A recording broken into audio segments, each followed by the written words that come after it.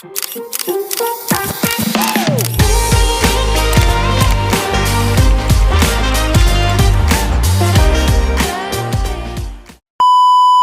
guys! Welcome to my channel and I hope you have an amazing day.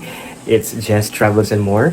I'm excited today because we are going to Ilocos Norte and particularly in Pagudpod, and on the way back, pupunta kami ng Vigan. Ayan.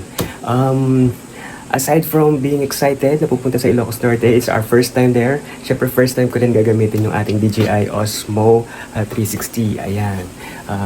I will use the DJI Osmo 360. Siyempre, ito-try natin kung maganda ba yung ano niya, resolution niya. And I will going to use it for the rest of the trip. Ayan. Come with us. Of course, follow me. Subscribe on my channel. I'm new to this YouTube channel, and I'm officially back in YouTube because dati nag-YouTube na rin ako, but ngayon this time I will push it through again and continue it as a content creator, travel contents, doing travel contents and all. Ayan. We'll see. Will be our day 1 in Ilocos Norte. Siyempre, pupunta pa lang kami. We are here in Angeles City, and on the way there, it will be around like 7 to 8 hours. It's a long ride, and we'll see. I will show you yung titirhan namin, yung lugar there, and all. Alright? Let's go. And of course, my outfit for today. Of course, I'm wearing the black shirt from Essential, denim short from American Eagle.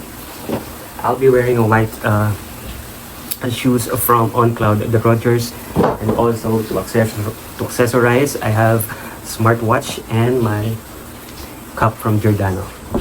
Of course, my bag, because we are staying there for like 3 days and 2 nights. So I'll be bringing my stuff with me and all. And ready to go. See you. That's it, guys. Ang kasama pala namin, syempre yung asawa ko, nag-prepare siya, and the rest of our cousins. Ayan. So, what we're going to do there, since it's our first time, I'm excited to see these big windmills in Pagudpod, and also the beautiful beach in South Beach. Yeah, gusto kong makita yon, and also the desert. Alam ko may desert doon, yung tinatawag nila sand dunes. Kaya gusto kong makapunta doon. Matagal ko nang gustong pumunta doon actually, and wala pang hindi pa nagkakaroon ng opportunity.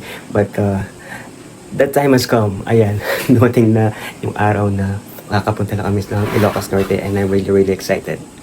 Outfit check. Ayan guys, so yeah. Let's go.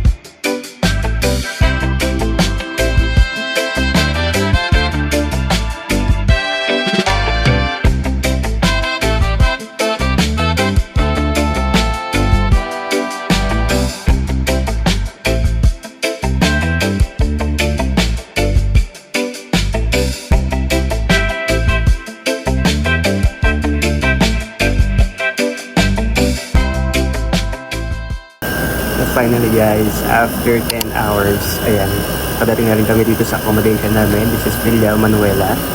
Hindi ko naman mapakita sa inyo nga ngayon po anong tura, pero bukas I will show you. Ayan, dito kami sa Pagudpod, Villa Manuela Resort.